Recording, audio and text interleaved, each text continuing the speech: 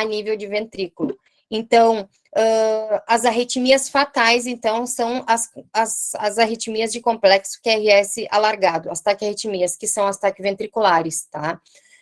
Quando aconteceu aquela morte do jogador Serginho do São Caetano, que ele caiu em campo, ele fez uma taquicardia ventricular com pulso, que era uma arritmia, e é uma arritmia fatal, né? E aí, na mesma hora, logo ele caiu em fibrilação ventricular, que daí já era um ritmo de parada, ou seja, o ventrículo bateu de forma tão rápida que acabou desencadeando, então, uma desorganização da atividade elétrica do coração e migrou para uma fibrilação ventricular, que é um ritmo de parada chocável. Então, por isso que ele acabou morrendo. Ele não foi atendido a tempo, né? A gente lembra que teve todo aquele tumulto da ambulância, não tinha desfibrilador disponível, né? A equipe médica que estava em campo ficou perdida no atendimento. Então, desde que aconteceu esse evento dentro dos campos de futebol, a cada 10 mil torcedores tem que ter uma ambulância de sistema avançado, ou seja, enfermeiro médico e técnico de enfermagem. Então, quando tem os grandes jogos aqui em Porto Alegre, geralmente quem acompanha é o SOS Unimed, né, onde eu trabalhei por 4 anos, né, a gente acompanhava o Grenal, por exemplo, que teve um Grenal em novembro de 2014, se não me engano, que teve 50 mil pessoas, a gente levou 8 ambulâncias de sistema avançado. E eu nunca vou esquecer, a gente cansou de atender infarto dentro do estádio, arritmia a gente cansou de atender, dos torcedores, e então, imagina quando isso não era uma lei, né? Então, desde o acontecimento do Serginho, infelizmente, as coisas ruins acontecem para as coisas boas acabarem sendo rotinas e acabarem sendo implementados, então, para a segurança do paciente e até do usuário que está fora do nível hospitalar. E as bradiarritmias, né? As bradiarritmias podem ser sintomáticas. O que é uma bradiarritmia sintomática? É quando o paciente está com a frequência cardíaca abaixo de 40, e aí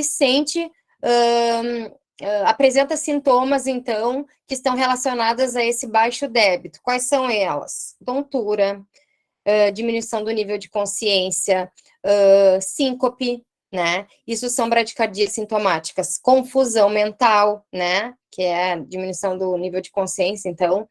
E as bradiarritmias assintomáticas, que é aquela que o paciente tem uma bradiarritmia, mas que ele não tem instabilidade hemodinâmica. Então, aqui está o quadro principal para a gente decifrar o tipo de tratamento que a gente vai ter com esse paciente quando ele apresentar essas taquiarritmias e bradiarritmias.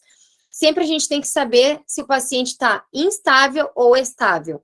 O que é instabilidade hemodinâmica frente a um eletrocardiograma alterado, tá? Então, são 4 sinais e sintomas que tem que o paciente, não precisa ter os 4 juntos, mas um deles presente já é considerado taquiarritmia instável ou bradiarritmia instável. Então, quais são eles? Uma taquicardia ventricular, por exemplo, que é uma taquiarritmia com complexo QRS alargado, se o paciente apresenta dor torácica,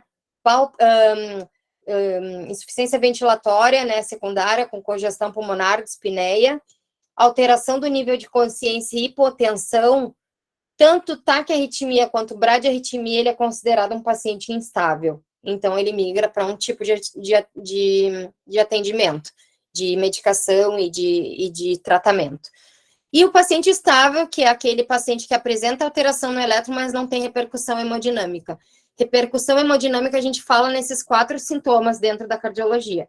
Dor torácica, dispneia, com congestão pulmonar, né, que é o início de uma insuficiência cardíaca, alteração do nível de consciência e, por último, hipotensão. Então, esses 4 aí que são considerados, o paciente tendo um deles já é considerado instável. Então, aqui nós dividimos as taquiarritmias, taquicardia sinusal, que é aquela que eu falei para vocês, que pode ser por corridas, né, exercício físico, que pode ser por febre, né, nós temos a fibrilação atrial, que é a arritmia mais prevalente dentro dos serviços de emergência, então, Fibrilação atrial, já diz o nome, o átrio está fibrilando, ele não está conseguindo fazer a contração para mandar para o ventrículo de forma adequada. A terceira é o flutter atrial. O flutter atrial é uma série de disparos elétricos, então, que o coração, que o átrio emite, cerca de 300 a 400 estimulações elétricas no átrio e acaba passando menos da metade para o ventrículo, mas mesmo assim o paciente se mantém taquicárdico. Então, imagina só um flutter atrial no paciente que está recebendo 400 impulsos elétricos de forma errada no átrio, mas que o ventrículo acaba recebendo alguma delas, né? Então, a fibrilação atrial e flutter atrial são bem frequentes dentro do serviço de emergência. Quando a gente fala assim, taque supraventricular paroxística, são todas as taquiarritmias de complexo QRS estreito, ou seja, todas a nível atrial. Então, a fibrilação atrial é uma ataque supra. O flutter atrial é uma ataque supra, né? Então, é supraventricular, acima dos ventrículos. Isso é importante de diferenciar.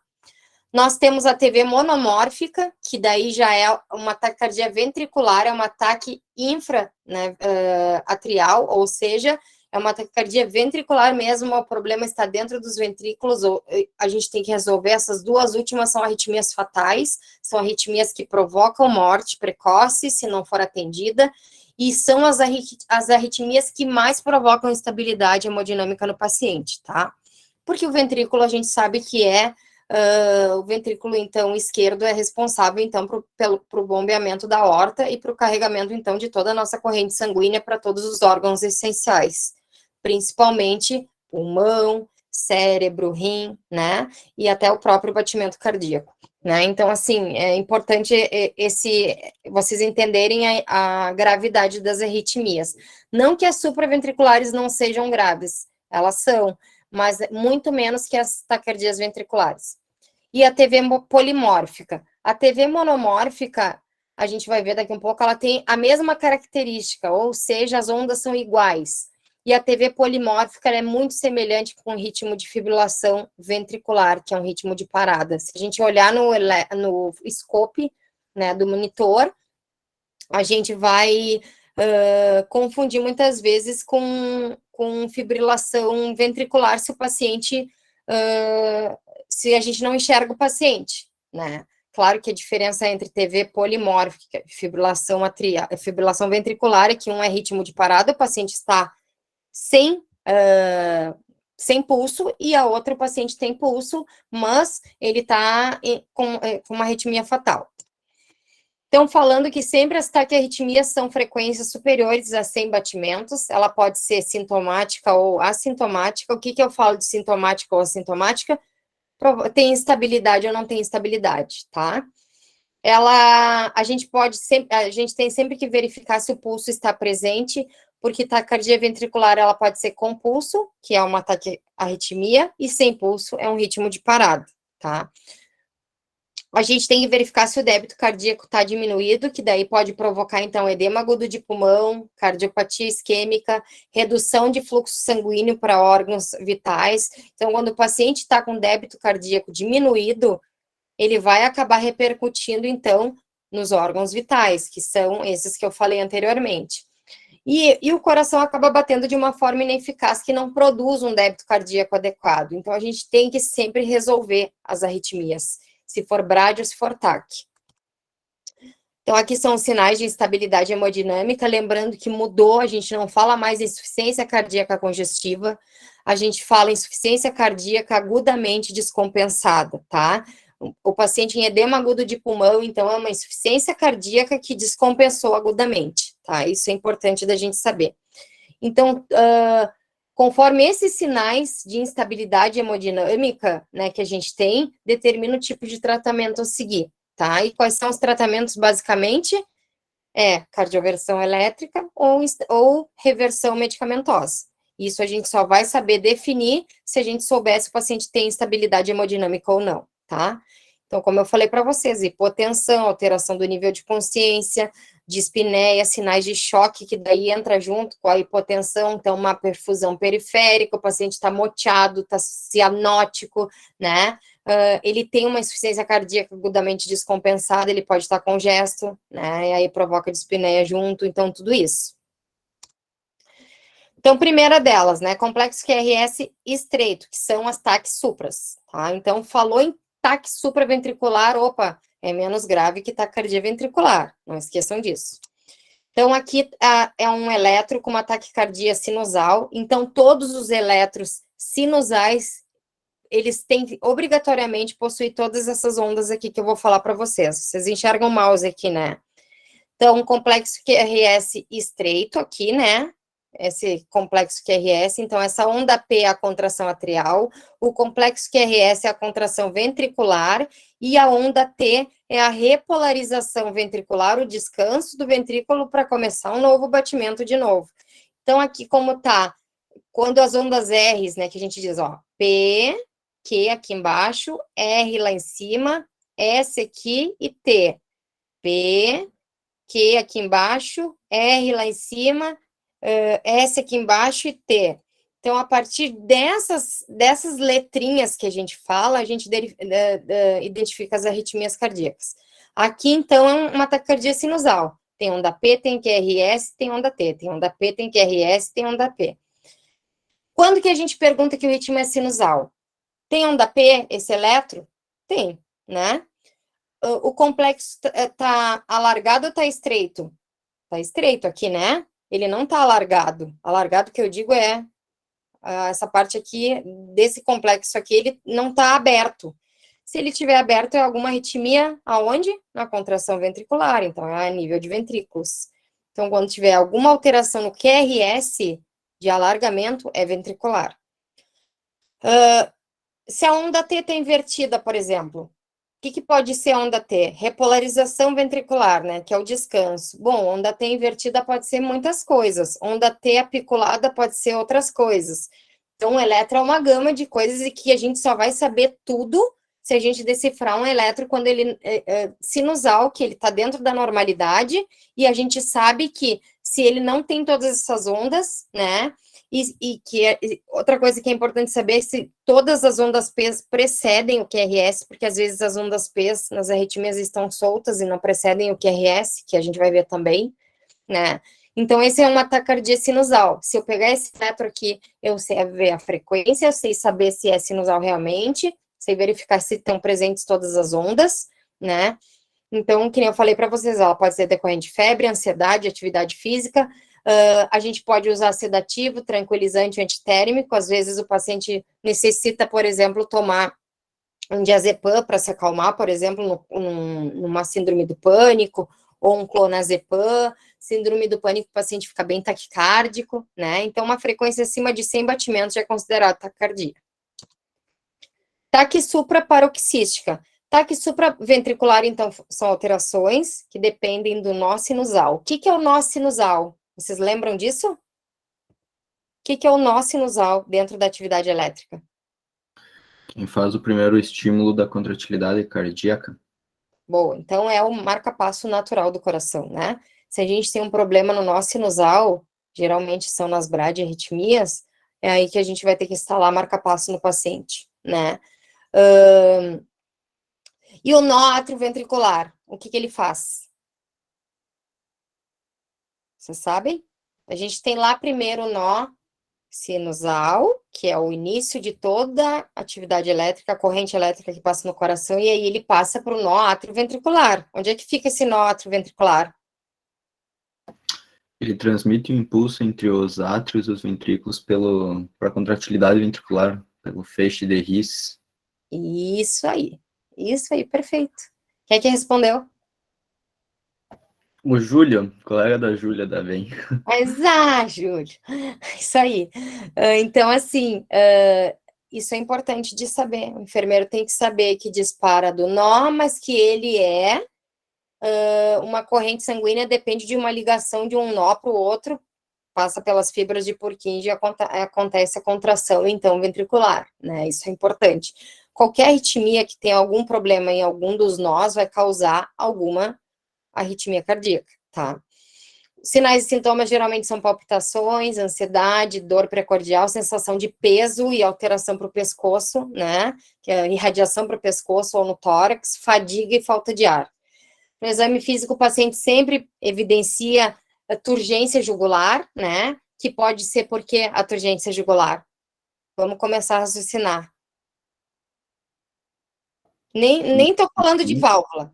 Vamos pensar, por que a turgência jugular acontece num problema cardíaco? Pode estar relacionado a alguma insuficiência, talvez? A maioria das vezes, tá? Então, tem uma É uma- pressão... Pode falar. Não, é porque eu ia falar que é uma pressão em relação ao enchimento da câmara. Isto que acaba o quê? O retorno venoso acaba indo para algum lugar e isso acusa de primeira na jugular, né? Que é uma das veias mais superficiais, né? Que nós temos mais aparentes. Então, quando o paciente tem falta de ar, urgência jugular, opa, a gente tem que cuidar. De repente, ele está bem congesto, né? Então, são sinais e sintomas que a gente vai adquirindo com o tempo, conhecimento e vai atribuindo algumas patologias, né? E esse é uma grande lacuna curricular dentro do currículo da enfermagem, assim falando. A gente não aprende fisiopatologia. A gente vai aprender fisiopatologia lá na prática. A não ser que a gente leia muito, mas a gente tem poucas cadeiras específicas que acionem, que acabam associando, então, sinais e sintomas junto com a alteração em si, né? Isso que o raciocínio clínico fica prejudicado no enfermeiro, né? Então, por isso que a gente tem que saber o porquê das coisas. Aconteceu a turgência jugular, por quê? Bom, o pulmão deve estar lotado de líquido, que está extravasando, então, a pressão para os vasos superiores, né? Então, é esse o raciocínio a priori que a gente tem que ter. Outra coisa, fora da arritmia que a turgência jugular acontece, vocês sabem? Tem duas causas que causam turgência jugular. Fora fora da cardio. Aquela hipertensão portal pode estar relacionado, talvez. Pode, mas tem uma outra duas mais graves que essa. A hipertensão portal, ela é mais uma doença crônica, né? Daí O que corpo o paciente pulmonar, vai... Isso. Qual? o Desculpe, não ouvi. corpo pulmonar. Corpo pulmonale, ok, também, que geralmente está associada à congestão pulmonar, mas tem outras duas causas aí. Pneumotórax hipertensivo e tamponamento cardíaco. E são dois tipos de causas da ESP, que é um ritmo de parada, que é atividade elétrica sem pulso. Então, se o paciente está com estase jugular, abolição de ausculta em um dos lados do pulmão, né? Ou pulmão direito ou esquerdo, ou parcialmente, não se ausculta parcialmente, ou tá com a ausculta diminuída, né? E tá hipotenso, é um sinal de pneumotórax hipertensivo. E na percussão, se tu tocar, ele tá hipertimpânico, ou seja, aquele barulho de tambor, né? Diferente de um hemotórax, por exemplo, que se tocar, a diferença entre os dois, os sinais e sintomas são iguais, só que a diferença na percussão é que no pneumotórax vai estar hipertimpânico e no hemotórax vai estar maciço, né? Então, vai ser aquele barulho que a gente faz, então, a percussão nos dois dedos vai estar aquele barulho, ao invés de ser aquele barulho oco de tambor, vai ser aquele barulho de som maciço, de tu tá martelando, por exemplo, tocando num tijolo, numa parede, né? Então, isso é importante no exame físico. A síncope pode acontecer também, mas geralmente, quando a síncope acontece, é quando a frequência está bem elevada e já tem sinais de baixo débito, né, e que provoca a síncope baixo débito cerebral, né, a gente sabe que diminui a perfusão cerebral e o paciente desmaia, tanto que na hipotensão postural o paciente pode fazer uma síncope, ou até uma pré-síncope, né, então isso tudo tá relacionado com causas cardíacas. Então, a primeira delas, e a mais fácil de decifrar no eletro, tá? Esse eletro, nem vamos ler aqui em cima, não ler o que está escrito. Olhando o eletro direto, o que a gente não identifica aqui? Primeira coisa. Tem um ritmo regular esse eletro de baixo? O que vocês acham? É Ritmo difícil regular, identificar.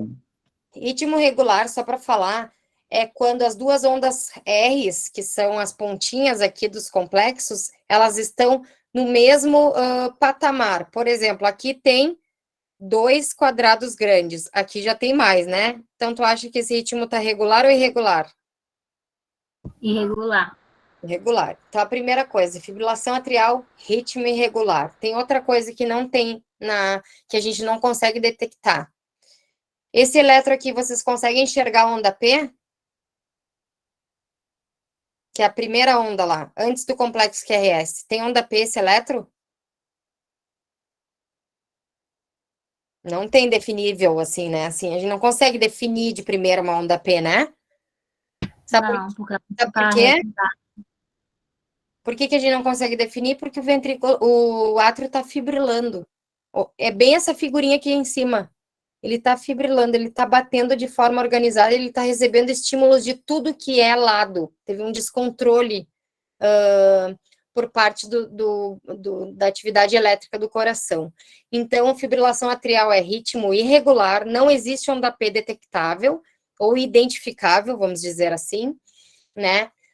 A frequência varia de 350 a 600 batimentos por minuto de forma atrial, não ventricular, tá? Isso é importante de decifrar também. Tem vários batimentos no átrio, mas são poucos que descem para os ventrículos, graças a Deus. Imagina uma pessoa com uma frequência de 350. Já tá, né? Não existe. Eu nunca vi na vida, a não ser em RN, né? Mas é assim, é muito raro, né? Até porque o RN, o recém-nascido tem a frequência muito maior, né, do que um adulto. Tô falando em nível adulto, né? Nível de pessoas adultas. Então, a atividade elétrica é totalmente desorganizada e caótica dentro dos átrios, tá? Ela não é efetiva. Então, essa é a fibrilação mais fácil de reconhecer. Ritmo irregular, sem onda P, fibrilação atrial. Flutter atrial é outra arritmia bem fácil de tu reconhecer. É a única arritmia que possui os dentes de serra, que a gente fala. A gente não reconhece aqui as ondas P, ok? Mas ela tem um ritmo regular, tá? É diferente da fibrilação atrial. Então, aqui o foco dentro de um átrio, ele em vez de ser um ritmo desorganizado, ele gira, gira, gira, gira, contrai cerca de 250 a 400 vezes por minuto e passa poucas delas no nó átrio ventricular, para os ventrículos, para as fibras de Purkinje, então, e para a contração ventricular. Graças a Deus também. Imagina tu bater um ventrículo 250 vezes a 400. Graças a Deus que não capta, né? Mas a queixa é a mesma, palpitação, dispneia e angina, e ele tem essa característica aqui, então, de dentes de serra, né? Tipo um serrote. Quando vê um eletro com um aspecto de serrote, opa, é flutter atrial. Só que às vezes a frequência está tão acima do normal, tá tão taquicárdico o paciente, que infelizmente a gente não consegue decifrar o que é flutter e o que é fibrilação. E aí o que se faz? Se faz geralmente uma medicação para abrir, né, esse ritmo cardíaco e para identificar se é um flutter ou se é uma fibrilação atrial. Até porque se o paciente estiver instável, a gente vai ter que fazer uma cardioversão no paciente, né, que é a primeira linha de tratamento do paciente com arritmia instável, né? Cardioversão elétrica, que é diferente de desfibrilação. Todos sabem a diferença? Qual é a diferença de cardioversão elétrica e desfibrilação? Quem sabe? Cardioversão não é quando tu dá para estabelecer o ritmo, que daí tu dá no início da contração. Tá, quase lá. O que mais? Na cardioversão, tu vai ter o ritmo sincronizado. Daí ele vai reconhecer quando tá fibrilando, né, ou em outro ritmo, e vai disparar quando for necessário, né? E Já qual é a a onda que ele vai desfibrilação, disparar? acho que é a P, né? Não, Não sei. é no R. Tanto que quando a gente sincroniza um desfibrilador, quando vocês tiverem a oportunidade, vocês liguem um desfibrilador, porque o desfibrilador, ele cardioverte e desfibrila. Cardioversão é para reverter arritmias e desfibrilação é para reverter ritmos de parada, ritmos chocáveis, que é fibrilação e taquicardia, né? Fibrilação ventricular e taquicardia ventricular. As outras duas a gente não pode chocar, a gente tem que resolver as causas que provocaram, né? Por isso que a sistolia, que é aquele ritmo retinho lá, e que às vezes aparece na TV as pessoas chocando, socorro, dá vontade de sair correndo. Primeiro que não é um ritmo chocável, e segundo que é o quarto ritmo de parada que o paciente geralmente passa. Ele começa por uma fibrilação ventricular, depois ele vai para a taquicardia ventricular, e depois ele vai para uma atividade elétrica sem impulso, e por último é a sistolia. O que quer dizer sistolia? É a sístole, sem batimento nenhum. Os outros todos têm estimulação elétrica ainda, tá? Então, é a arritmia mais difícil de reverter, o ritmo de parada mais difícil de reverter, então, é a sistolia, tá? Então, o flutter, ele tem isso, às vezes, ele é confundido com a fibrilação atrial, mas ele tem essa característica aqui de dentes de serra, então, entre as ondas R's. Por isso que a cardioversão, quando a gente liga o aparelho, ela marca as ondas R's, que é geralmente onde o choque vai cair para organizar os batimentos, tá? Organizar a atividade elétrica, vamos dizer assim. Agora acabou o QRS estreito, tá? Que é aquela bem estreitinha, e aqui a gente tem que começar a se preocupar, complexo QRS alargado. Então, uma TV monomórfica é isso aqui, tá? Esse scope aqui de baixo, né? Vocês conseguem decifrar a onda P? E aí? Tem onda P aqui? Pode até ter, mas a gente não enxerga, né? Como é que tá esse complexo QRS? Tá estreito ou tá alargado? Olha aqui. Alargado. E por que que ela é monomórfica? Porque todas as ondas são iguais, né? Qual é o tratamento para essa taquiarritmia aqui? O que vocês acham? Eu nunca peguei um paciente com essa taquiarritmia sem estabilidade hemodinâmica, tá, gente? Então, geralmente é cardioversão. Pode ser que aconteça um paciente com essa taquiarritmia estável, que é sem aqueles sinais e sintomas que eu falei para vocês inicialmente, mas o tratamento de escolha é cardioversão elétrica, tá? E aí, a quantidade de choque, geralmente é a quantidade maior que a gente tem dentro do desfibrilador. Se ele for monomórfico, vai ser os 360 joules, mas se ele for, se ele for bivolt, ou bivolt vai até 50, vai até 200, e o outro, né, que é aquele antigo, vai até 360. Então, assim, hoje nas emergências, todos os desfibriladores, eles são até 200 joules, graças a Deus, porque imagina a carga elétrica que o paciente tomava, né? Então, isso é importante da gente decifrar. Quando a gente chega numa emergência, a gente tem que conhecer o desfibrilador, né? Se ele é realmente o desfibrilador que vai até 200, ou se ele é aquele desfibrilador antigo que vai até os 360. Os hospitais do interior, infelizmente, ainda tem aqueles desfibriladores que vão até 300, mas ele funciona igual, tá? Então, a TV monomórfica, ela acontece geralmente quando os ventrículos disparam impulsos rapidamente e acaba, então, alargando o QRS. Então, a TV prolongada, né, essa arritmia, se a gente não tirar o paciente dessa arritmia, ela migra para uma fibrilação ventricular, que daí é um ritmo de parada. Geralmente, o paciente assim, ele tá congesto, tem sinais de insuficiência cardíaca, turgência jugular, confusão mental, ele fica confuso, a gente pergunta, ele faz síncope, né, então ele tá instável, tem que cardioverter, tá? E essa é uma TV polimórfica, ou torsades de points, tá?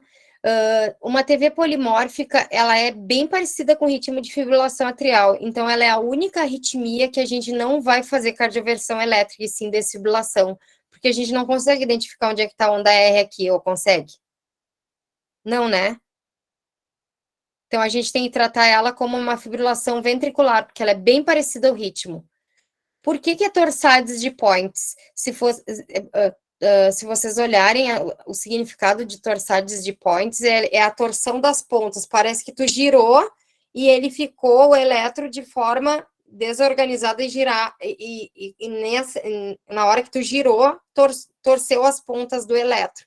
Então, por isso que é torsades de points, e ele tem que ser tratado conforme uma fibrilação ventricular, que é quase o mesmo traçado no monitor, tá? Então, aqui é um resuminho, né? Só para saber o que a gente faz, né? Taquiarritmia estável com complexo QRS estreito, né? A gente inicia com manobra vagal. Qual é a manobra vagal que a gente utiliza? Vamos ver se a gente sabe qual é a manobra vagal. Não é aquela próxima jugular? Essa aí a gente faz somente em alguns casos, tá? Caiu do ACLS por quê? Massagem do seio carotídeo, né? Porque quando a gente não pode fazer em idoso, o idoso pode ter um trombo, deslocar e fazer um AVC, né? Por isso que é importante fazer a ausculta carotídea antes de fazer essa manobra. Tem uma outra manobra vagal que a gente faz. Vocês já viram aquela manobra vagal que a gente manda o paciente assoprar a seringa de 20? Já viram isso? De Valsalva? Isso, manobra de Valsalva. Então, é essa que a gente usa em primeira mão. Quando a arritmia é estável, para tentar reverter, tá? Não reverteu com a manobra vagal, a gente começa, então, com as medicações. Adenosina, começa com uma ampola, que é aquela medicação que a gente geralmente pega uma veia bem calibrosa, bem pega, geralmente é na fossa cubital, né? Tem que ser uma veia que o abocate, que a gente tenha certeza que o abocate está dentro da veia, porque o paciente tem arritmia, e quando a gente for fazer a adenosina, o paciente sente aquele mal-estar grande, parece que ele vai morrer, porque o coração, ele dá uma parada elétrica para tentar começar. Ele faz um bloqueio elétrico ali para tentar começar de uma forma regular. Se não funcionar com uma ampola, a gente faz 2 ampolas, ou seja, é aquela que a gente utiliza a dânula, uma seringa de 20 cheia de água destilada, ou soro fisiológico, e a ampola de adenosina. Então, a gente faz a ampola de adenosina e eleva o membro e infunde, então, os 20 ml de forma rápida, para chegar, então, o mais rápido a nível de circulação grande, que a gente fala, né? Como assim? Circulação grande ventricular e atrial, né? Os batimentos cardíacos. Então, por isso que a gente eleva o membro do paciente na hora que a gente for fazer a adenosina. Depois, então, a gente faz um beta-bloqueador, se não tem, né? Como o paciente está estável, ele não está hipotenso, né? Então, tu pode utilizar Seloken, tu pode utilizar metoprolol, tu pode utilizar um monte de coisa, né? O bloqueador do canal de cálcio. E consultar com o cardiologista para ver o que houve, por que teve esse início de taquiarritmia, tá? Essa é uma arritmia fácil da gente reverter. Geralmente ela sai na adenosina, tá? Mas quando ela não sair, o especialista pode programar, por exemplo, uma cardioversão programável, eletiva. Tipo, não tem urgência para fazer, né? Depende se com o beta-bloqueador e com a adenosina ele não vai sair com o tempo. Então, isso tudo é uma avaliação do cardio, né? Aí, depois, migra-se, então, para taquicardia estável com complexo alargado. Então, a gente utiliza a mildarona, 150 miligramas, geralmente em 10 minutos, né? Tipo, tá estável, não tem instabilidade. A gente faz uma dose de manutenção depois de amiodarona por 6 horas, e depois a gente tem que considerar um beta-bloqueador. O que faz o beta-bloqueador? Quem é que sabe?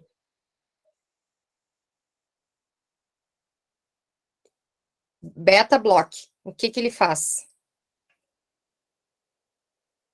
Ele baixa a frequência cardíaca. Então, às vezes, os técnicos vão perguntar para vocês assim, vou sair aqui do escopo das arritmias, tá? Enfermeiro, o paciente tá hipotenso, eu posso fazer o metoprolol? Daí vocês vão falar assim, hipotenso quanto? Ah, tá 10 por 6, posso fazer o metoprolol? O que vocês acham? Sim ou não? Chuta aí. Acho que não.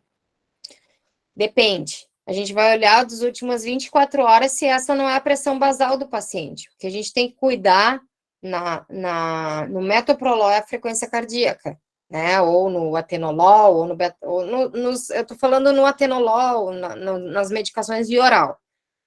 Não diretamente a pressão, porque ele age realmente na frequência cardíaca. Então, se ele tá hipotenso 10/6, mas ele tinha uma pressão 13/8, bom, então ele tá hipotenso e ele tá bradicárdico, a gente não vai fazer. Então, tu tem que avaliar os sinais vitais das últimas, pelo menos, 12 horas, para ver se foi aquilo ali mesmo, né? Aí tu vai definir se dá ou se não dá, se tu suspende ou não. Às vezes a pressão tá controlada por causa desse beta-bloqueador junto com a frequência cardíaca, para ele não desenvolver uma taquiarritmia, né? Então, isso é importante. Taquiarritmia instável, daí tá a bomba instalada, né? Aquele paciente que chega instável, ruim, né? Paciente confuso, agitado, né? Dispineico, ou com dor torácica, ou referindo, ou que tu não consegue conversar com ele, tu não entende pela confusão mental, ou ele tá fazendo síncope de repetição, ele tá com baixo débito, ele tá instável. Primeira escolha do tratamento, então, é a cardioversão elétrica sincronizada. Então, esse choque vai cair na onda R, como a gente conversou antes. Se o complexo é estreito e irregular, que geralmente é flutter, a carga que a gente dá, então, na cardioversão é de 50 a 100 joules. Se o complexo é estreito e irregular, que geralmente é fibrilação atrial, a gente dá uma carga de 120 a 200 joules. Se ele é largo e irregular, né, que nem a TV monomórfica, a gente dá 100 joules. E se ele é largo e irregular, a gente trata como desfibrilação, que é a maior quantidade de joules possíveis, então, do desfibrilador, que é 200 joules, tá? Alguma dúvida de taquiarritmia? Tudo bem? Prof, eu não sei se fica dentro dessa parte, aquela questão da aberrância. Que isso é uma coisa que eu sempre leio e nunca entendo. Aberrância é a torsades de Points. É aquela. É Então, a aquilo lá é uma TV, taquiarritmia aberrante. taquiarritmia aberrante, TV polimórfica. Isso aí. Tá, entendi. Aberrante quer dizer que a gente não identifica onda nenhuma, né? É uma aberração. É exatamente isso. Entendi. Tá, alguma outra dúvida de... Eu vou voltar aqui nos tratamentos. Alguma dúvida daqui? Depois eu mando essa aula para vocês, tá, gente? Tranquilo? Uma dúvida. Diga. São nas arritmias supraventriculares que ocorre aquela maior formação de coágulos no ventrículo? Exatamente. São nas arritmias supraventriculares que os pacientes fazem AVCs de origem cardioembólicas. Então, geralmente, fibrilação atrial prediz AVC, se o paciente não utilizar anticoagulante. Às vezes o paciente não sabe que tem fibrilação atrial, né? E aí acaba apresentando um AVC, vai fazer um eletro e tem uma fibrilação atrial. Geralmente foi essa a origem do AVC, deslocou então um trombo e foi parar na circulação menor que tem, que é onde é cerebral, né? Então, evento cardioembólico, a gente tem que sempre lembrar de fibrilação atrial, tá? Não sei se eu respondi. Ó.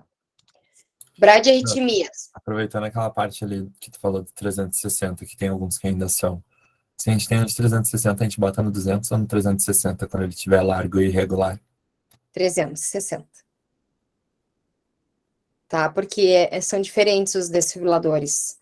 A diferença da quantidade de joule menor, o desfibrilador que a gente tem, né, bifásico, e o monofásico, que é a corrente, a forma que a corrente atravessa na hora da desfibrilação ou cardioversão.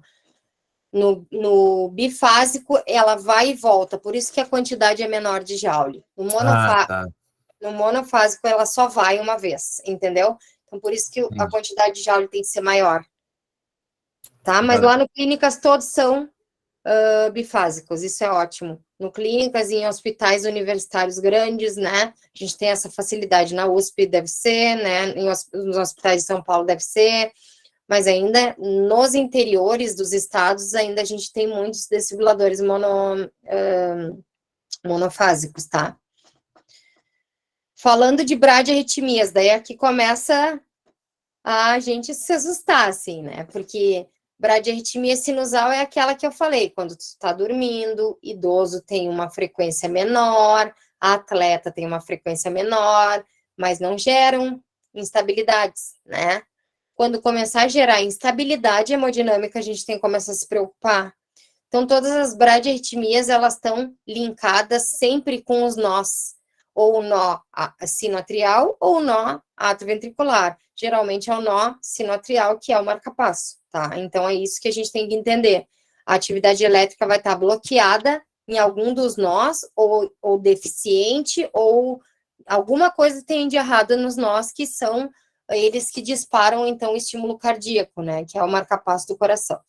Então, vamos lá, bradicardia sinusal, ok. Segundo é o bloqueio atrioventricular de primeiro grau, ou seja, muitos pacientes têm e não geram instabilidade. Idosos têm e não geram instabilidade. Bloqueio atrioventricular de primeiro grau normalmente não gera instabilidade hemodinâmica, tá? Não precisa tu botar um marca-passo cardíaco no paciente. Agora, o 13 e o 4 são inerentes, quase todos eles, a marca-passo, tá, gente? Então, por isso que a gente tem que saber reconhecer. BAV, quando a gente fala BAV, é bloqueio atrioventricular. BAV de segundo grau, nós temos 3 tipos. Tipo 1, que é o Venteba, e o tipo 2 é o Mobitis, e o outro é o 2:1, ou seja, bate 2 batimentos normais e 1 batimento errado. 2 batimentos normais e 1 batimento errado, tá? E agora a gente vai ver o que é o batimento errado que eu tô falando, tá? E por último, então, é aquele pior bloqueio, que é o BAVT. É o BAVT, ou bloqueio atrioventricular total de terceiro grau, que é aquele que tem que o paciente urgentemente instalar um marca-passo transvenoso, ou instalar um transcutâneo, ou ele tem indicação, então, de bloco cirúrgico, se não tem instalação de um marca-passo, né? Mas, geralmente, as emergências, né, tem marca-passo transvenoso e marca-passo transcutâneo nos desfibriladores. Todos eles têm. Bradicardia sinusal aqui, olha a diferença da taquicardia nas ondas R's e da bradicardia, é ou não é? Então, tudo que é frequência abaixo de 50 é bradicardia, bradicardia. Essa bradicardia, então, já falei, né, geralmente as pessoas com ótimo condicionamento físico, elas vão ter o coração mais brade. Por que elas vão ter o coração mais brade? Por que a frequência vai estar mais bradicárdica nos atletas? Eles têm uma boa resistência vascular periférica. E o que mais? Eles têm uma boa resistência vascular por inteiro, né? Não só periférica. Mas assim, e o que mais que eles têm? Porque imagina só se eles tivessem um batimento mais elevado na hora do exercício físico. O que pode acontecer? Isso acontece muito em quem não faz, então, exercício físico e do nada começa a fazer sem avaliação cardíaca, sem avaliação do cardio, por exemplo. Vai lá, faz exercício físico, não sabia, tinha uma coronária entupida lá, obstruída, faz um infarto, né? Então, isso é importante da gente explicar para o paciente. Não é todo mundo que pode fazer exercício físico. Por isso que as academias estão pedindo, então, a avaliação do cardiologista a partir de certa idade, né? Ou se tem algum fator de risco na família, de morte súbita, né?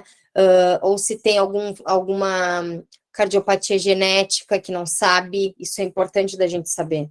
Geralmente, as mortes súbitas estão associadas, então, ao não conhecimento do paciente, né? Ele não sabe que ele tem aquela doença, ou ele sabe e não se trata, né? Não adere ao tratamento, ou ele fuma, ou ele não toma as medicações, ou ele sabe que ele tem várias lesões vasculares, né, de coronária, e acabou não fazendo a cirurgia de revascularização do miocárdio, que é a CRM, né? Então, tudo isso. Então, por isso que as academias, para se precaver, né, eles estão solicitando, então, em certa idade, a avaliação do próprio educador físico ali, para ver se está liberado ou não para fazer atividade física. Tá? Então, aqui tem onda P, que é RS, e onda T. Não tem nenhuma normalidade, simplesmente elas estão mais afastadas.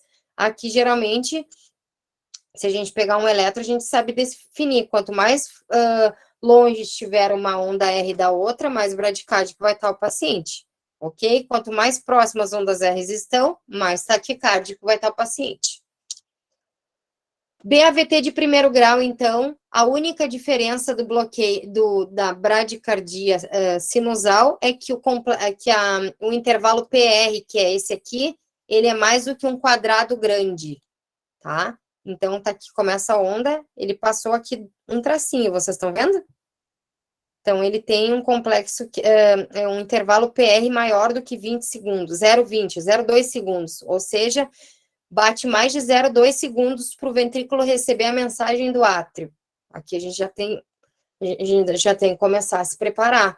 Mas é muito comum em atleta bem treinado, adulto jovem, indivíduo com atividade vagal e elevada, né? Então, acaba criando uma resistência. Ocorre também casos de cardiopatia reumática ou uso de drogas. Alguém tem uma pergunta? Tá, vamos lá. Bom, o primeiro a gente já fez, voltando aqui, o primeiro aqui, então, entenderam? É só aqui a alteração. A onda P demora mais tempo para chegar aqui no batimento ventricular, tá? Próximo, BAVT de segundo grau, BAV de segundo grau, tipo Wenckebach, que é o tipo 1. Olha o que acontece com o eletro. O que vocês percebem aqui no eletro? Sempre quando tem BAV, a gente olha a onda P, que é a primeira onda aqui, tá? Sempre a gente vai olhar a onda P, a gente não olha o resto do eletro. Aqui a onda P precede o QRS, aqui a onda P precede o QRS, aqui demora mais um tempinho, aqui já não precede. Vocês viram? Aqui tá grudado no QRS, aqui tá um pouco afastadinho, aqui tá mais afastado e aqui não conduziu. Vocês estão prestando atenção? Aqui não tem um QRS, né? Olha a pausa que fez para começar uma onda P junto, espaçou mais, mas fez o batimento, a contração ventricular. Aqui espaçou bastante, aqui mais ainda, e aqui não conduziu. Depois eu vou ensinar um macete para vocês que vocês nunca mais vão esquecer, tá? Vocês estão entendendo a diferença? A onda P, ela chega, mas ela vai demorando, até que ela não conduz. Né? Então, que ela falta, o QRS falta, ou seja, tem só a contração atrial e não gera um batimento ventricular. Isso é um problema, né? Isso é uma lesão típica de nó AV, atrioventricular, tipo, bem na junção, tá? E o tipo 2, então, que é a MOBITS, que a gente chama, o que é a anormalidade aqui? Vamos de novo para a onda P. Onda P, onda P, onda P, e do nada não conduz. 2 batimentos aqui. Mas todos eles têm o mesmo tamanho de intervalo PR. Eles não vão avisando, né, que vai faltar. Aqui do nada ele falta um batimento cardíaco completo. Tá dando para entender até aqui, gente? Senão eu volto. Tranquilo? Pois o macete vocês não vão esquecer. Então, olha só, subitamente uma onda ou mais P's elas não produzem batimento ventricular. Imagina só. Ele não gera batimento ventricular, e isso que causa bradicardia. Geralmente tem instabilidade hemodinâmica aqui, tá? No segundo grau, tipo 1 e tipo 2. E aí tem o bloqueio atrioventricular do segundo grau, 2:1, que é aquele que eu falei, necessita de 2 estímulos atriais para ter uma resposta ventricular. Olha só. Aqui tem o onda P, contraiu. Aqui tem uma onda P, não contraiu. Aqui tem uma onda P, contraiu. Aqui tem uma onda P e não contraiu. Vocês viram? Aqui é um batimento, aqui é bem grave a coisa. Tipo, um bate normal e o outro não conduz o ventrículo. Um bate normal, o outro não conduz o ventrículo. Imagina só a bradicardia que não tá esse paciente. Geralmente está com uma frequência de 30 e poucos, 32, 33, né? E aqui é o pior bloqueio, porque aqui a gente não consegue enxergar a onda P, e onde a gente consegue enxergar a onda P, ela tá até dentro das ondas T's. Olha aqui. onda P afastada do complexo QRS, onda P sozinha sem conduzir, né? Aqui tem uma onda P logo depois da onda T que não conduziu um batimento, e aqui tem uma onda P dentro da onda T, que é a repolarização, tá todo confuso a atividade elétrica. Essa aqui é aquele paciente que vai chegar com síncope, tontura, confuso, né? Ele não consegue pactuar um pensamento completo, tá bem confuso mesmo, porque tem um débito cerebral bem baixo, tá? Isso é importante. E agora eu vou dar um macete para vocês. Então, aqui são todas as bradicardias, né? Bradiarritmias. E eu vou falar para vocês, então, a regra dos funcionários, tá? O funcionário que chega todo dia atrasado é a onda P. O funcionário é a onda P. O funcionário chega atrasado, mas ele vem. O funcionário chega atrasado, mas ele vem. O funcionário chega atrasado, mas ele vem, né? Aquele funcionário que sempre bate o ponto uns minutinhos depois, mas ele vem trabalhar.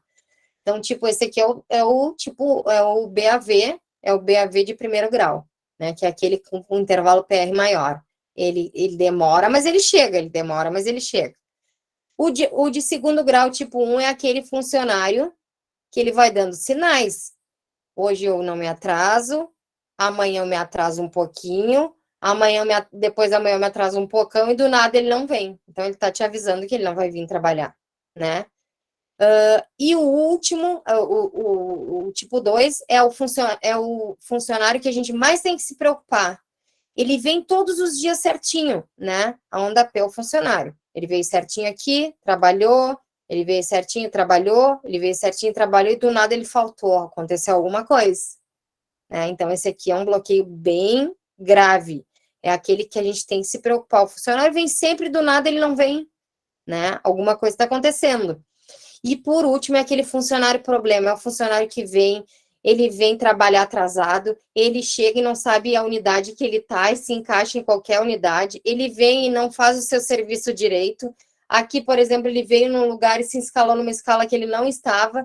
Então, aqui é o samba doido, né? Tipo, ele vem quando ele quer, ele se escala onde ele quiser. Então, esses aqui são os 4 tipos de bradiarritmia. Bloqueio de primeiro grau, bloqueio de primeiro grau tipo 1, de segundo grau tipo 1, bloqueio de segundo grau tipo 2 e o BAVT, que é o bloqueio atrioventricular total ou de terceiro grau. Entenderam até aqui? Sim? O pessoal adorou o macete, prof. Boa, né? Não tem como se confundir. Coloca um colaborador que chega todo dia atrasado, mas vem, é o BAV de primeiro grau. Um colaborador que vem todo dia atrasado, mas ele vem avisando, é o de segundo grau tipo 1. Do nada ele não vem, né? Mas ele vem avisando que está se atrasando. E aquele de segundo grau tipo 2 é aquele que vem todo dia certinho, do nada ele falta e não avisa. E o último é aquele funcionário problema, que tu pode escalar ele onde ele quiser, ele vai chegar a hora que ele quiser, ele vai se escalar, ele vai trabalhar quando ele quiser, né? E é o pior tipo de bloqueio e é o pior tipo de colaborador. Então, não esqueçam disso. Quanto maior o problema, maior vai ser o tratamento inerente que a gente tem que escolher de forma rápida, tá? Então, os bloqueios de segundo grau e o BAVT de terceiro grau é marca-passo, geralmente, tá? Quando não funciona a atropina, por exemplo.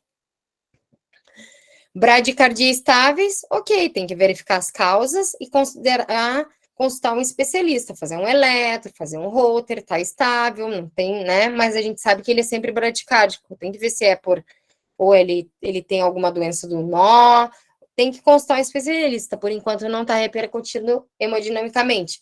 Mas as bradicardíacas instáveis, e foi por isso que a atropina saiu do atendimento à parada cardíaca. Antigamente a gente fazia adrenalina e atropina, agora a gente não faz mais atropina na parada cardíaca, a gente faz só adrenalina, né? A gente utiliza a atropina somente para bradicardias instáveis, para ver se a gente consegue reverter, para ver se o paciente não precisa utilizar marca-passo, tá? Então, primeira droga de escolha, atropina 0,5, uma a cada 3 minutos, e a dose máxima é 6 ampolas. Se a atropina for de 0,5, tem atropina de 0,25, tá, gente? Mas a dose máxima é 3 miligramas. a gente pode utilizar a dopamina ou a própria adrenalina em bomba de infusão, com esse aqui de 2 a 20 microgramas quilo minuto, daí é o gotejo, né? E considerar o marcapasso transcutâneo se estiver tão instável que as drogas não estejam sendo efetivas para tratar a causa, então, da bradicardia. Cuidados de enfermagem na abordagem inicial sempre, eletro de 12 derivações, exames laboratoriais, monitorização cardíaca, acesso calibroso, o paciente em emergência, ele não pode estar sem abocate, por mais estável que ele esteja, a gente não conhece o paciente, então a gente sempre funciona o paciente na chegada. Ah, esse paciente não tem nem prescrição de nada, EV. Dependendo da queixa, tu deixa o paciente com acesso venoso, tá? Então, porque na hora da correria, tu ter que pegar um acesso venoso é bem complicado, ainda mais se é uma parada, por exemplo, ou se é uma crise convulsiva, ou se é um ataque à arritmia aberrante, né? Tudo isso a gente tem que pensar na nossa comodidade e na segurança do paciente. Oxigenoterapia, se necessário, e tem um pneumônico que a gente utiliza se o paciente se move nele, monitor, oxigênio, VI, exames, ou seja, se ele se move, é sinal que ele não está em parada cardíaca, né, uma arritmia, ok? Era isso. Só que eu quero voltar lá na primeira lâmina, e agora a gente vai retomar isso aqui. Ritmo sinusal, então, ritmo sinusal, taquicardia sinusal, bradicardia sinusal, as taquiarritmias, então, fibrilação atrial, flutter, taquissupra, quando a gente não sabe decifrar se é uma, se é outra, mas a gente sabe que é supraventricular, e a taquicardia ventricular, que pode ser a monomórfica, ou a taquicardia aberrante, que é a polimórfica. Os bloqueios, o de segundo grau, então, tem três flechinhas aqui, o BAV de segundo grau tipo 1, tipo 2 e o 2:1. Extrasístoles, que a gente não falou, são extrasístoles, então, são batimentos ventriculares, do nada, no meio de batimentos cardíacos normais. Se elas ficam frequentes, é um problema, porque o que são extrasístoles frequentes? É a mesma coisa que uma TV, né? Taquicardia ventricular é uma extrasístole frequente. Então, são sístoles frequentes, ou seja, batimentos cardíacos ventriculares frequentes. E os ritmos de parada, né, que daí a gente pode combinar uma outra aula de parada, e tem muitas especificidades, e tem uma outra aula também de síndrome coronariana, mas hoje é importantíssimo a gente falar sobre os ritmos que geram arritmias cardíacas, que são os mais frequentes, tá? Infarto é outra coisa, e ritmos de parada é outro tipo de atendimento, tá? O que a gente tem que considerar nessas arritmias e bradiarritmias e taquiarritmias é se tem instabilidade ou estabilidade, que a gente vai definir o tratamento do paciente, tá? Vai definir o grau de corrida, vamos dizer assim. Se está estável, ok, pode esperar um pouquinho. Se está instável, tem que deitar, cardioverter. Os ritmos de parada, então. Assistolia, não chocável. TV sem pulso, chocável.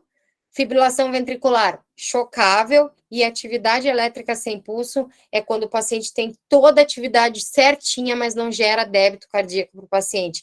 E aqui tem causas específicas que a gente tem que vamos dizer assim, prever para a gente tratar, para tirar o paciente. É a parada mais difícil de tratar o paciente, a atividade elétrica sem pulso. No eletro, lá no scope do monitor, tá ritmo sinusal e o paciente está em parada cardíaca, porque ele tem atividade elétrica, ele só não gera pulso, ele só não gera muito, né, mas ele causa uma parada cardíaca, ele causa ausência de circulação no paciente. Eu acho que era isso, não sei se tem alguma dúvida, assim, em relação à aula, muitas coisas vão aparecer, né, mas o eletrocardiograma é, vamos dizer assim, imprescindível conhecimento por parte do enfermeiro, tá, e do técnico de enfermagem. O técnico de enfermagem pode reconhecer muito, né, tem enfermeiros que não sabem, assim, como reconhecer ritmo de parada. Tem enfermeiros que não sabem reconhecer uma arritmia. Isso é inadmissível em quem trabalha dentro de emergência e UTI, porque o enfermeiro está na frente do monitor e o técnico está na frente do monitor e tem que saber, então, as alterações que provocam no paciente, né? Então, essa é a mensagem, assim, primeiro, arritmia, depois a gente vê infarto e depois a gente vê parada. É assim a frequência e o grau de vamos dizer assim, de conhecimento que o enfermeiro tem que ter. Ele tem que saber quando que o eletro está alterado ou não. E a gente só vai saber isso inicialmente nas arritmias, né? Alguma dúvida até aqui? Que ótimo, até a Dagmar tá me olhando! Viu, prof? Importante. Pessoal, se vocês tiverem dúvidas, aproveitem um momento ou podem mandar no chat, que eu e o Júlio repassamos para a prof. Prof. Michele, de novo, muito, muito obrigada. Uma aula ótima, maravilhosa, acho que muito importante, né? Como tu bem disse, para os enfermeiros, para os técnicos, para nós, futuros enfermeiros, futuros técnicos. O Júlio já mandou ali no chat o link para vocês preencherem um formulário para receberem um certificado. Prof. Dagmar, quer dar uma palavrinha? Eu quero. Então, Michele, é uma honra te ter aqui conosco nessa live do Coest. Esse tema ele foi muito pensado pela Júlia, pelo Júlio, pela Janaína, para ocorrer agora em setembro, né? Então, como eu lidero a Diretoria de Educação da ABEM e o Coest, o Comitê Estudantil integra a Diretoria de Educação da ABEM, quero agradecer a ti por todo esse envolvimento hoje conosco e de trazer todo esse conhecimento em relação à interpretação de um eletrocardiograma e os cuidados de enfermagem decorrentes. Isso é extremamente importante para os nossos alunos de enfermagem, né? E nós vemos que houve uma grande adesão a essa temática, isso nos alegra muito e mostra como o Coest está atuando de forma assertiva, trazendo uma pessoa tão especial como tu, que tem essa expertise, né, na atuação da interpretação de eletros, enfim, por toda a tua trajetória de trabalho. Então, muito obrigada em nome da ABEM, tá bem, Michele? Ai, conta sempre comigo, obrigada pelo convite. Eu tô vendo aqui que tem técnicos lá da emergência, isso me alegra muito, né? Faz toda a diferença, assim, no tratamento do paciente. Tem a Rô, tem o Fábio aí, né? Não vi mais algum aqui, mas assim, nossa, isso faz muita diferença, né, Rô? A gente vê um paciente que tá chegando com dor no peito, a gente pedir um eletro, às vezes são vocês que fazem, na maioria das vezes, né? E vocês identificando alguma arritmia, isso já adianta muita coisa para o enfermeiro, muita coisa para o paciente. Então, importantíssimo, assim, a vivência. Por isso que eu fiz questão, assim, de passar, Júlia, o link para a emergência, porque é o lugar que mais a gente atende isso, né? Então, contem comigo para outras aulas. Tem gente muito boa lá dentro da emergência que a gente pode convidar para palestrar em inúmeros assuntos. Sim, com certeza. Né? O Fábio levantou a mão. Quer falar, Fábio?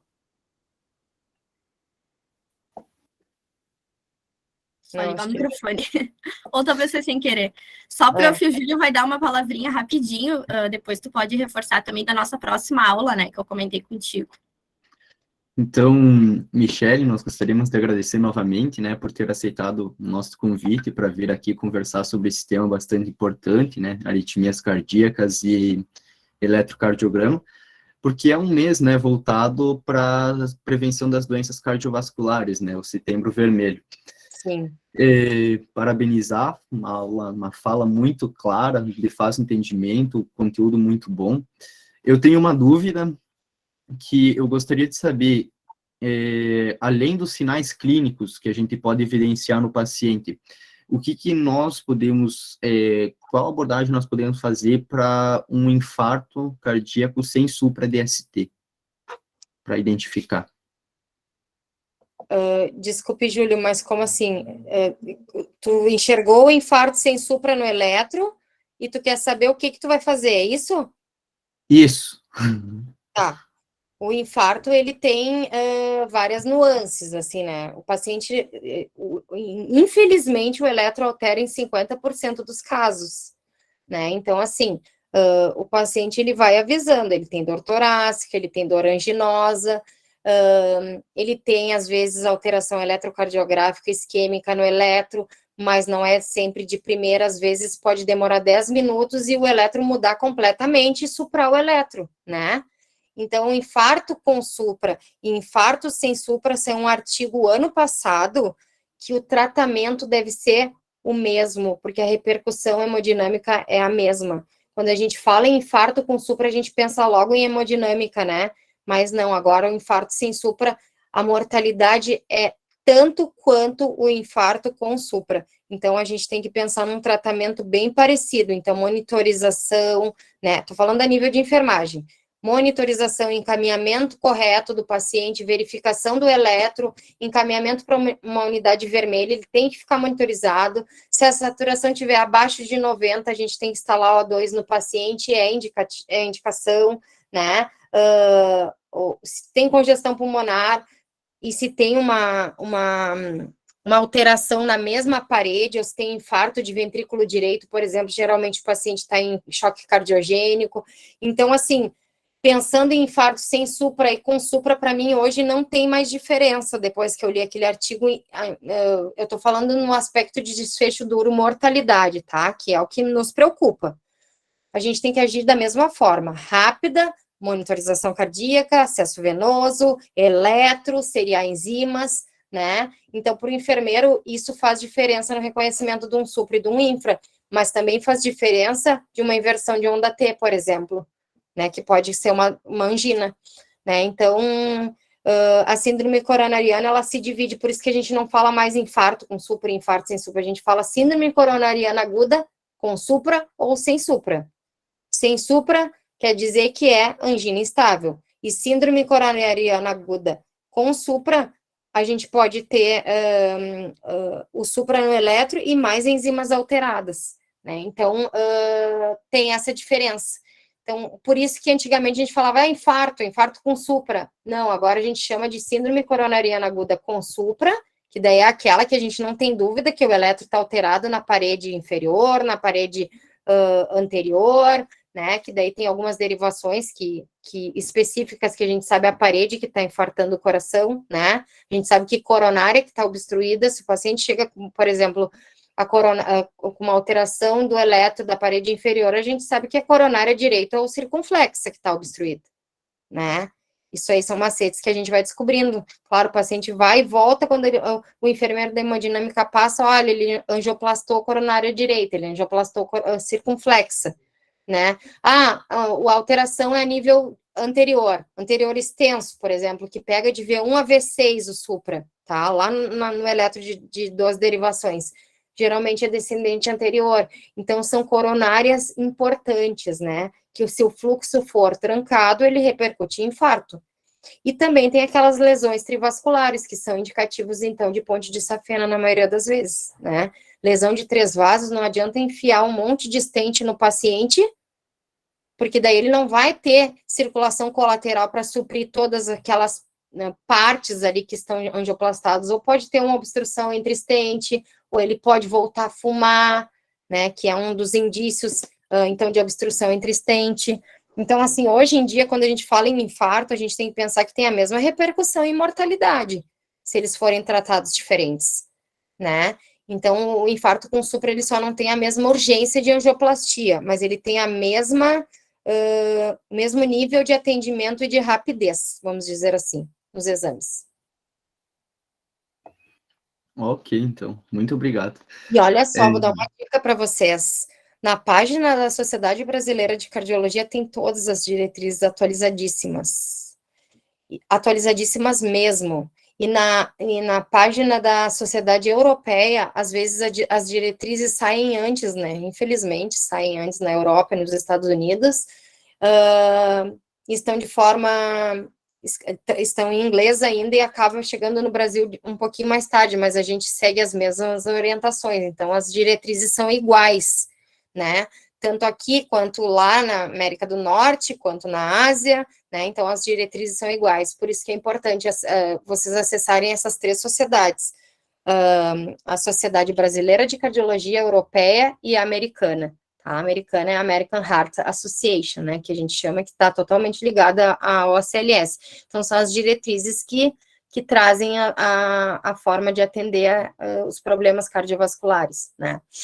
Hipertensão, daí tem doenças da aorta, tem síncope, a cada ano acaba sendo atualizada a forma de tratamento, se descobre um outro tratamento em ensaios clínicos, isso é importante a gente estar por dentro, né? Então, eu estou fora da assistência, deixa eu ver quanto tempo, 2019, mas faz parte das minhas aulas, então eu tenho que ler as diretrizes, né? Até para a gente pesquisar de forma adequada, né, as coisas.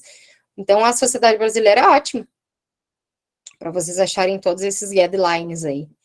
E guidelines é o topo da pirâmide das pesquisas, né, gente? São os ensaios clínicos que conduzem, então, os guidelines. Então, quando a gente quer saber o tratamento de uma doença, a gente procura o guideline daquela doença. Guideline de diabetes, guideline de hipertensão, guideline de infarto, né, de doenças da aorta, que são as últimas novidades e os últimos tipos de tratamentos que a gente tem que seguir. Alguma dúvida? Só falar para vocês também, né, Júlia, eu acho que é importante, o NEUT está finalizando, o NEUT é um núcleo de urgência, emergência e trauma, né, da URGS, que é o meu projeto de extensão, ele está finalizando a 2ª edição, e agora a gente vai abrir um somente de emergências cardiovasculares para enfermagem. Acho válido, se vocês quiserem seguir o NEUT, a página do NEUT, né, a Júlia pode passar para vocês depois, é @neutenf, e eu também posto nas minhas redes sociais ali também, que a Júlia pode passar, então eu estou sempre postando coisas referente ao NEUT. Quando vai iniciar, vocês podem se inscrever, e aí a gente pode aumentar a nossa gama aí de emergências cardiovasculares que são bem frequentes, né? Depois que o Covid apareceu e que os pacientes ficaram em casa, sem receber atendimento, a gente está vendo a repercussão agora nos serviços de emergência, né? Os pacientes chegando com insuficiência cardíaca, com neoplasia avançada, porque não procuraram durante a pandemia. Isso é muito triste, assim. Piora das doenças crônicas, nossa emergência está mega hiperlotada de doenças crônicas que agudizaram, neoplasias avançadas, porque não foram procurar na pandemia, porque não tinha UBSs abertas, que estava todo voltado para o Covid. Foram 2 anos de pandemia, né? Isso repercute muito. Imagina um tumor crescendo por 2 anos e tu não descobrir. Então, agora a gente está vendo as repercussões. É isso, gente. Podem seguir, eu estou disponível. Sempre, Dagmar também sabe que pode contar comigo, minha colega lá. E vamos tocar ficha. Eu acho que emergência é sempre bom. Vocês que vão se formar, vocês nunca sabem quem vocês vão atender. Não esqueçam disso. Né? Ontem mesmo deu uma parada na frente do Clínicas, na parada de ônibus. Na parada de ônibus. Pode ser vocês esperando o ônibus ali ter que atender. E aí? Né? Então é importante saber até chegar o socorro, o que tem que fazer. É importante. Tudo certo, Julinha, então? Então, mais uma vez, assim, só gratidão para vocês, né? Estudem, se puxem. O enfermeiro só é reconhecido quando demonstra conhecimento para a equipe médica, para a equipe multidisciplinar, multiprofissional, né? Se não tem conhecimento, a gente não é bem visto, a gente não chega onde a gente quer, a gente pode morrer estudando, e se tu não passa esse conhecimento, do que adianta, né? Então, tem tudo isso, assim, para trazer de legado, assim, para vocês. Eu só cheguei na URGS porque eu estudei muito, não é fácil, tem que estudar. O enfermeiro, quando está trabalhando com o paciente, tem que estudar. A Jaque, que é uma enfermeira que está aqui assistindo, ontem a gente estava conversando, que se tem uma dúvida, a gente não é obrigado a saber tudo, mas às vezes chegam patologias específicas que a gente não tem noção do que é, a gente vai para casa e vai estudar o que é aquela patologia, né, porque pode aparecer de novo, né, emergência aparece de tudo, desde doença genética, que a gente nunca viu, até a doença mais frequente, que são as doenças cardiovasculares, Covid, doenças cerebrovasculares, enfim, né. E o Marcelo vai dar aula para vocês também, né? Já vai ser? Isso, o Júlio vai falar rapidinho, Isso. então, dessa nossa próxima aula. Então, novamente, nós gostaríamos de agradecer a sua disponibilidade por ter vindo falar esse tema bastante importante na nossa prática futuramente como enfermeiros. E já gostaríamos de estender o convite, então, né, que, como a Michelle falou, a próxima aula nossa vai ocorrer no dia 26 de setembro, também já está logo aí, e que vai ser com o Marcelo de Castro Cu, e vai ser sobre uma temática bastante importante também, que presenciamos direto aí no nosso dia a dia, que é sobre o papel do enfermeiro dentro do protocolo de AVC. Então, quem tiver interesse, a forma de inscrição vai ser da mesma como a gente realiza, né? Você solicita lá no chat, marca o Quest, e daí a gente envia o link da aula para vocês, ok? Perfeito. Então tá, pessoal, muito obrigada pela presença de todos. Quem ainda não preencheu o link para ganhar a certificação pode preencher, o Júlio mandou ali no chat. E é isso, obrigada, Prof. Michele, de novo. Obrigada, gente, boa noite, tá? Um Boa beijo noite, grande para pessoal. vocês. Tchau, tchau, obrigada pela participação. Boa noite. Tchau, tchau, Dagui, beijo. Beijo. Uma boa noite, tudo de bom para vocês. Boa noite, tudo de bom.